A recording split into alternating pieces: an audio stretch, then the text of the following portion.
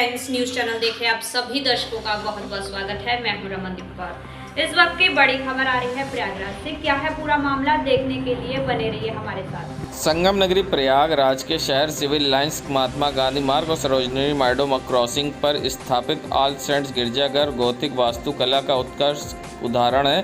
पत्थरों से बने ऐतिहासिक चर्च को लोग पत्थर गिरजाघर के नाम से भी जानते हैं। क्रिसमस व अन्य अवसरों पर यहां पर प्रार्थना के लिए काफ़ी भीड़ भी एकत्रित होती है। ये गिरजाघर पर्यटन की दृष्टि से भी प्रयागराज के बेहतरीन स्थलों में है। एशिया के बेहतरीन चर्चों में शुमार है पत्थर गिरजा। ऑल सेंट्स कैथेड्रल अपनी बेहतरीन बनावट के चलते एशिया के सबसे बेहतरीन एंग्लिकन कैथेड्रल में एक माना जाता है। इसको 19वीं शताब्दी के वास्तुकला की गोथिक शैली से बनाया गया था। इस ऐतिहासिक गिरजाघर की डिज़ाइन वर्ष 1871 में विख्यात ब्रिटिश वास्तुकार सर विलियम एमर्स ने तैयार किया था, जिन्हें विक्टोरिया मेमोरियल कोलकाता और मेयोर सेंट्रल कॉलेज इलाहाबाद अब प्रयागराज की डिज़ाइन बनाने का भी श्रेय दिया जाता है। 1887 में इसका निर्माण शुरू हुआ था। वह 4 साल में तैयार हो गया था। चर्च के निर्माण में क्रीम और लाल रंग के पत्थर का इस्तेमाल किया गया। इसमें संगमरमर का अल्टर मोज़ैक का काम, स्टैंडर्ड ग्लास के पैनल लोगों को आकर्षित करते हैं। चर्च की पलपिट प्रार्थना पढ़ने की जगह काफ़ी भव्य है। बलुआ पत्थर निर्मित मेहराब व हरियाली से संपूर्ण लॉन ऑल सेंट्स कैथेड्रल को दर्शनीय बनाते हैं। कैथेड्रल रविवार की सुबह से लेकर शाम तक खुला रहता है। 400 लोग एक साथ बैठकर यहाँ कर सकते हैं प्रार्थना। ऑल सेंट कैथेड्रल काफ़ी विशाल परिक्षेत्र में बना है। इसका प्रार्थना हॉल 40 फीट चौड़ा और 130 फीट लंबा है, जबकि चर्च की कुल लंबाई 240 फीट व चौड़ाई 56 फीट है।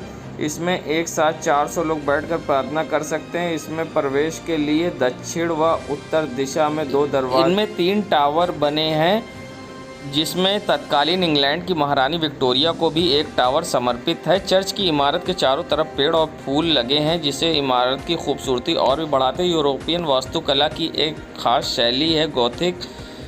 ऑल सेंट्स गिरजाघर गौथिक वास्तु शैली पर बना है, जो कि यूरोपियन में उत्तर मध्य काल में प्रचलित थी। 12वीं सदी की ये शैली फ्रांस में जन्मी। मेहराब, रिफ्ट्स, वॉल्टर्स और पत्थरों की संरचना इस वास्तुशैली की विशेषता है। इस वास्तुशैली पर ब्रिटिश भारत में कई चर्चों का निर्माण हुआ था, जो आज भी मौजूद है। प्रयागराज का ऑल सेंट चर्च इसमें एक है। बताया कि 1970 से All Saints Cathedral Church of North India का हिस्सा है। 3 अगस्त को कोरोना वैक्सीन के वृहद टीकाकरण के लिए प्रयागराज में कार्य योजना बना ली गई है। कोरोना की तीसरी लहर की आशंका प्रबल है, इसलिए स्वास्थ्य विभाग और जिला प्रशासन ने लोगों से बढ़ चढ़कर इसमें हिस्सेदारी की उपेक्षा की है। कार्य योजना के अनुसार जिले में एक दिन में 80,000 डोज लगाने का लक्ष्य तय किया गया है। ग्रामीण क्षेत्र में सभी विकासखंड क्षेत्रों में 3-3 हज़ार और नगर क्षेत्र में 20,000 डोज वैक्सीन लगाई जाएगी। ग्रामीण क्षेत्र में करीब 300 तथा नागरिक क्षेत्र में 20 सत्र बनाए गए हैं। कुल 320 टीकाकरण सत्रों का कोविड-19 का टीका लगाया जाएगा। इस अभियान में निजी चिकित्सालयों में भी टीकाकरण सत्र आयोजित होंगे। मुख्य चिकित्सा अधिकारी डॉक्टर नानक शरण ने बताया कि 18 वर्ष एवं उससे अधिक आयु के सभी लोगों को टीके लगाए जाएंगे। कोविड पोर्टल पर ऑनलाइन रजिस्ट्रेशन कराने वालों को प्राथमिकता दी जाएगी। जिनका पंजीकरण नहीं हो पाएगा, उनके लिए सशस्त्र भी पंजीकरण की सुविधा रहेगी। जनपद में कुल लक्ष्य 4,69,436 की अपेक्षा 11,83,134 लोगों को अब तक टीके लगाए जा चुके हैं। इनमें 7,15,332 पुरुष तथा 4,67,440 महिलाएं एवं 362 थर्ड जेंडर शामिल हैं।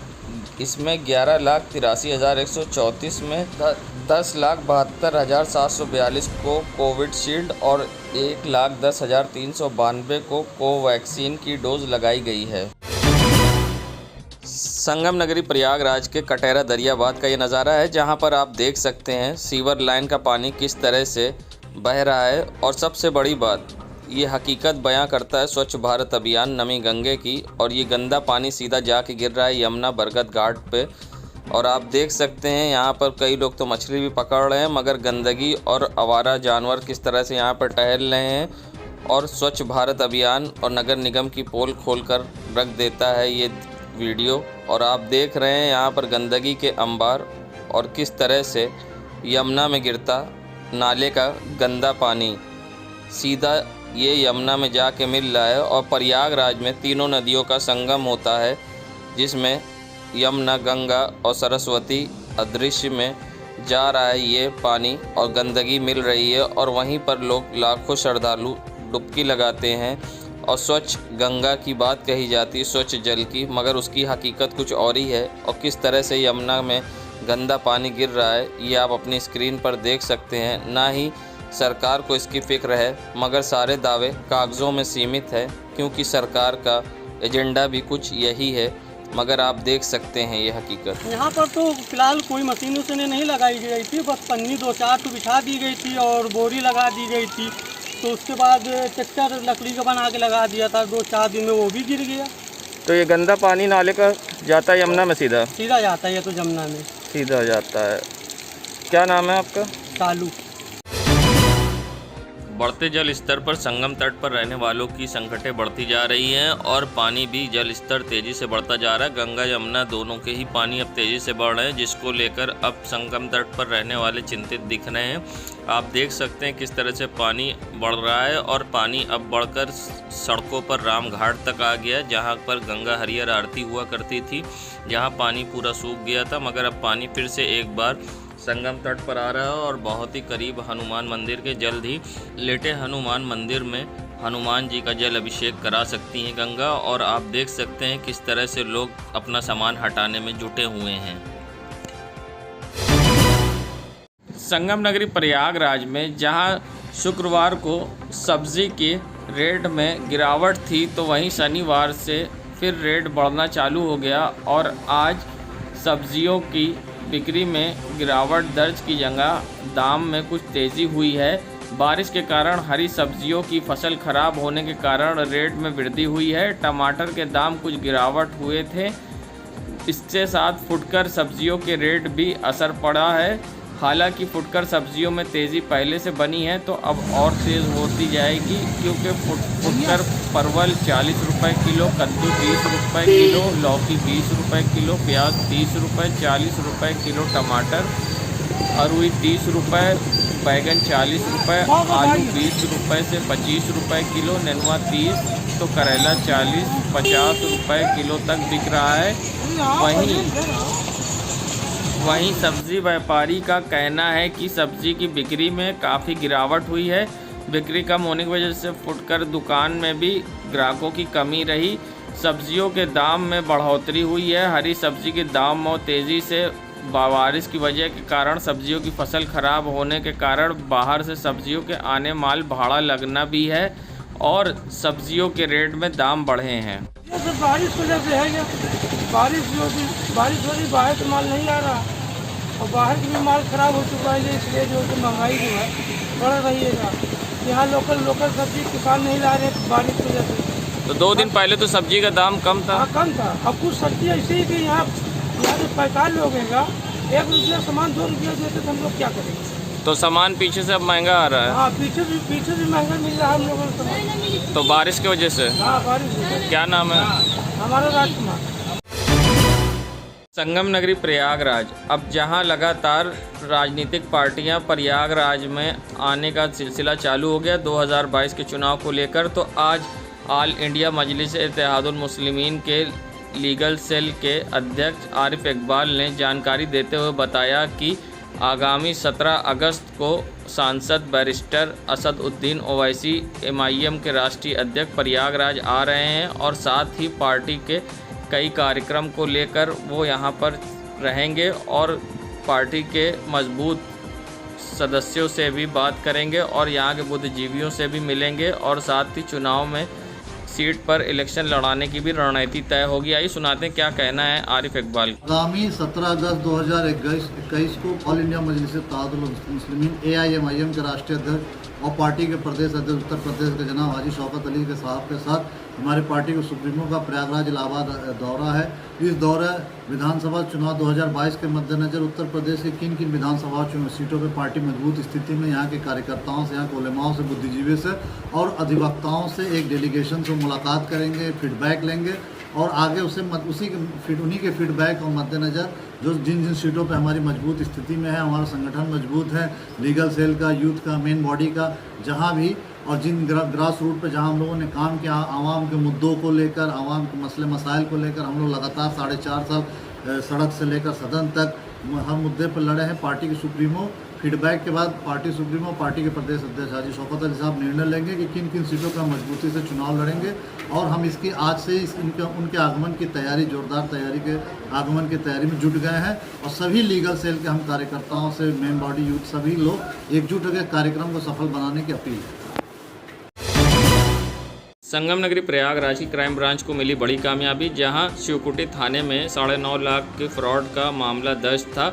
ऑनलाइन पोर्टल के माध्यम से फ्रॉड करने वालों को लेकर पुलिस तलाश में थी, तो वहीं प्रयागराज SSP व SP क्राइम आशुतोष मिश्रा के निर्देशन पर अनिल कुमार सिंह, धाकेश्वर सिंह व जयप्रकाश कांस्टेबल की टीम ने दिल्ली से रहने वाले अजय जाटव और मान सिंह राजस्थान के रहने वाले को गिरफ्तार किया। ये ऑनलाइन पोर्टल के माध्यम से लोगों से ठगी करते थे। अब पुलिस की हिरासत में इन्होंने आ गए हैं और अब क्राइम ब्रांच ने इनको गिरफ्तार कर लिया है और अब इनके खिलाफ 420 के मामले में मामला दर्ज कर पुलिस कार्रवाई कर। राज्य के अंतर्गत विवेचनाधीन मुकदमा अपराध संख्या 6/18 थाना शिवकुटी, जिसमें वादी का 9.5 लाख रुपए फोर्जरी हुआ था। इस विवेचना के निस्तारण हेतु DIG महोदय के द्वारा निरीक्षक अनिल कुमार सिंह एवं धाकेश्वर सिंह के नेतृत्व में एक टीम दिल्ली भेजी गई, जिसमें अभियुक्त गण की तलाश करने पर 2 अभियुक्त मान सिंह मीणा और अजय कुमार की गिरफ्तारी इस टीम के द्वारा की गई और उनका मेडिकल आदि करा करके मजिस्ट्रेट, जो मेट्रोपॉलिटन मजिस्ट्रेट दिल्ली हैं, उनके समक्ष प्रस्तुत किया गया और ट्रांजिट रिमांड बनवा करके यहाँ प्रयागराज लाया गया। पूछताछ से पता चला कि इन लोगों का गैंग 10-11 लोगों का है, जिसमें लोगों से लॉटरी आदि निकालने की बात को लेकर के बेवकूफ़ बनाते हैं। यहाँ पे भी वादी से 3.35 करोड़ रुपए की लॉटरी निकलने की बात कह करके सबसे पहले इन्होंने 98,000 रुपये, फिर बाद में 10 लाख रुपए जिसमें टैक्सेस आदि लगेंगे, ऐसी बात कह करके उनसे लिया गया और इस क्रम में हमारी टीम ने 2 व्यक्तियों को गिरफ्तार किया है, जिनके खातों में पैसे आए हैं और अन्य लोगों की भी जानकारी इनके द्वारा अर्जित की गई। संगम नगरी प्रयागराज की खुलदाबाद पुलिस को मिली बड़ी कामयाबी, जहां खुलदाबाद पुलिस ने एक अभियुक्त को किया गिरफ्तार। बता दें, प्रयागराज SSP सर्वश्रेष्ठ त्रिपाठी द्वारा अपराधियों के खिलाफ चलाए जा रहे अभियान में SP सिटी दिनेश कुमार सिंह व CO फर्स्ट के निर्देशन पर खुलदाबाद थाना प्रभारी ने एक अभियुक्त को मुखबिर की सूचना पर गिरफ्तार किया है और अभियुक्त यासीन के पास से एक असलहा और एक कारतूस भी बरामद किया। पुलिस इसे आर्म एक्ट के तहत कार्रवाई कर जेल भेज रही है।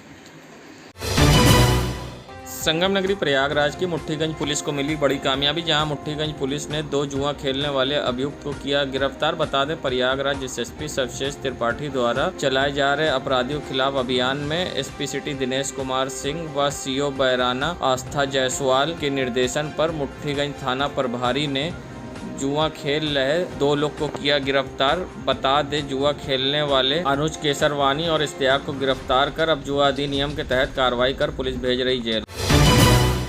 संगम नगरी प्रयागराज, ये नज़ारा है प्रयागराज की सड़कों का, जो कि करेली क्षेत्र है और मंत्री नंदी UP के कैबिनेट मिनिस्टर, जिनके पास कई मंत्रालय भी हैं, उनका क्षेत्र है। मगर यहाँ पर शायद विकास की अलग ही दिशा दिख रही है और विकास किस तरह से हुआ है ये आप देख सकते हैं कि आने जाने वालों को किस तरह से परेशानी का सामना करना पड़ रहा है। अक्सर यहाँ पर कई बार ऑटो और टैक्सी और ई-रिक्शा भी पलट जाते हैं इन गड्ढों के कारण, मगर शायद इस पर कोई ध्यान देने वाला नहीं है।